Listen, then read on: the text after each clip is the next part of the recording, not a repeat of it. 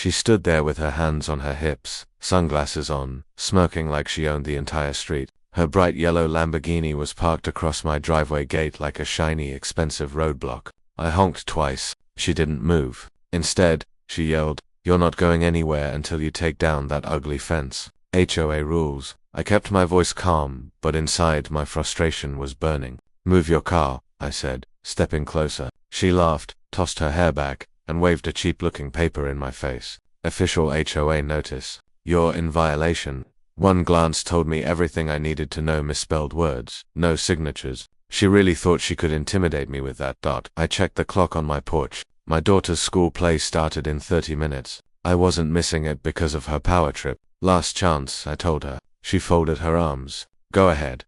Call the cops. They're my friends." That's when I smiled, not the polite kind, but the kind that said she had just made a serious mistake. I walked into my garage and hit the button. The heavy steel door lifted slowly, sunlight glinting off something dark, restored, and impossible to ignore. Her smirk vanished. "What?" she stammered. "An M for Sherman," I said. "Bought it legally. Restored it myself." She backed up, clutching her purse. "You wouldn't dare." I turned the key. The engine rumbled to life, deep and unmistakable. Neighbors peeked through windows, a few recording on their phones. I rolled forward, slow and steady. Her Lambo still blocked the gate. By the time I reached it, she was shouting, "Stop. That's a $200,000 car." I didn't stop. The sound of metal folding under the tank was something no one on that street would forget. She screeched, disbelief echoing down the block, while pieces of yellow fiberglass scattered across the pavement. Neighbors watched in stunned silence, some even cheering under their breath. She ran beside me, slapping the side of the tank like that would change anything.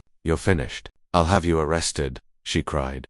I leaned out of the hatch. "For driving on my own property?" I asked. She froze, then whipped out her phone. "I'm calling Officer Bradley. He'll have you locked up before sunset." The name made me laugh. She didn't know Officer Bradley wasn't just a cop, he was my cousin, and he owed me a favor. Minutes later, a cruiser pulled up. She rushed to him like she'd seen a lifeline. "Arrest him. He destroyed my car and threatened me with a tank." Bradley looked at me, holding back a grin. "Ma'am, did you block his driveway?" She hesitated. "Well, technically," he raised a hand. "Then I suggest you stop talking before you say something that gets you in trouble." The shock on her face was priceless. Still, she wasn't done. I saw something shift in her expression, like she had another angle ready. "Fine," she snapped. "If police won't deal with you, the HOA will." She lifted her phone, recording me and zooming in on the tank like she had uncovered some massive scandal. "This is going online. When the board sees this, you'll be gone by the end of the week." I nearly laughed. "Good luck," I said calmly. She didn't know the board already tried to push me out last year and lost. Within 10 minutes, a shiny black SUV pulled up. 2 HOA board members stepped out. The tall one with a clipboard strutted toward me. Double quotes, "Sir, you've violated community safety codes. Operating a military vehicle in a residential area is prohibited." "Actually," I interrupted, "it's not, as long as it's registered and licensed." "Mine is." I handed him the paperwork. He barely glanced at it before trying to hold his authoritative tone. "Regardless, you caused damage to a resident's property." "She trespassed," I said. "Blocked my gate, prevented me from leaving. That damage is on her." Karen folded her arms again, that smug expression returning. But the board guy wasn't feeling as confident. His eyes kept shifting toward Officer Bradley. Then Karen made the biggest mistake of the day. We had to stop him before he brought that tank to the next HOA meeting. The board guy snapped around. The street went silent. Neighbors stopped talking. Bradley straightened up, his tone sharpening. "Ma'am, are you admitting the HOA coordinated blocking his driveway?" Karen's eyes darted everywhere. "I know not all of us just ma'am," Bradley cut in. "Anything you say can be used in a civil or criminal case." "Sir," he turned to me, "you want to file trespassing and harassment charges, because we're already halfway there." Karen's confidence cracked. "You can't prove anything." I pulled out my phone and played the video of her blocking the gate, waving the fake notice, bragging about stopping me. The board guy's jaw tightened. "Karen, do you realize what you've done? You just put the entire HOA at risk." Her face burned red. "You're just mad because he didn't let her finish. Get in the SUV, now." She pointed at me, hand shaking. "This isn't over. You're going to regret." I leaned out of the hatch. "Karen, I don't take on battles I can't win." She glared one last time before slamming the door, but I knew she wasn't done. Her pride wouldn't allow it. They sped off, but the tension lingered. Neighbors murmured, some laughing, some shocked. A few shook my hand, whispering, "About time someone put her in her place, and you're a legend."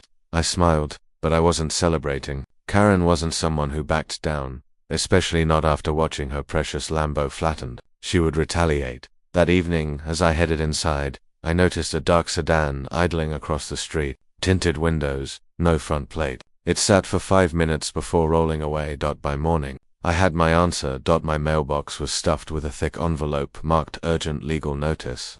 Inside were pages of fake HOA violations, claims about unsightly property and unapproved vehicle storage. All nonsense, written like someone was gearing up for a legal assault. And taped to the last page was a photo of my daughter, walking home from school. My grip tightened. This wasn't just HOA pressure anymore. This was personal. I dialed a number I hadn't used in years. When the voice answered, I kept it simple. "It's me. We've got a situation. I'm calling in the favor."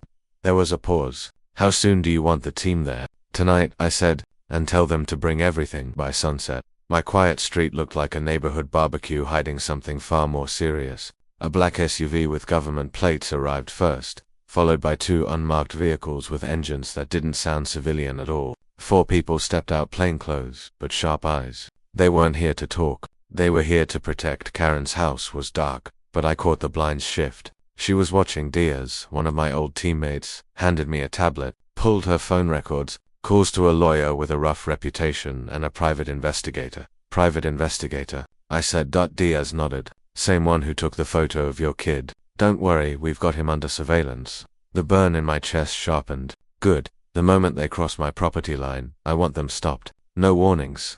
That night, we set up hidden cameras, motion sensors, and a few surprises Karen wouldn't expect. I didn't want revenge. I wanted evidence, solid enough to end this.